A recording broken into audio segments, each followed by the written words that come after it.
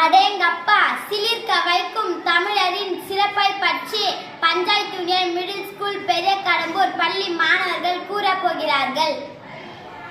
நவதானியங்கள் 9 என நிர்மாணித்த தமிழன் நெல், கோதுமை, துவரை, பாசிப்பயிறு, கொண்டைக்கடலை, மொச்சை, எள், உளுந்து, கொள்ளு. திசையை 8ஆக பிரித்தான். வடக்கு, கிழக்கு, மேற்கு, தெற்கு, வடகிழக்கு, வடமேற்கு, தென்கிழக்கு, தென்மேற்கு. திசையை 7ஆக பிரித்தான். சா, ரி, கா, மா, பா, தா, நீ. சுவையை 6ஆக பிரித்தான். இனிப்பு, புளிப்பு, கசப்பு, உவர்ப்பு, கார்ப்பு, துவர்ப்பு.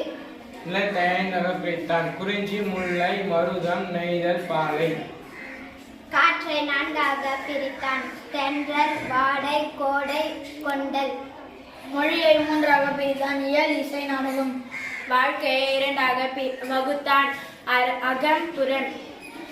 ஒழுக்கத்தை மட்டும் ஒன்றாக வைத்தான். அதை உயிரினும் மேலாக வைத்தான்.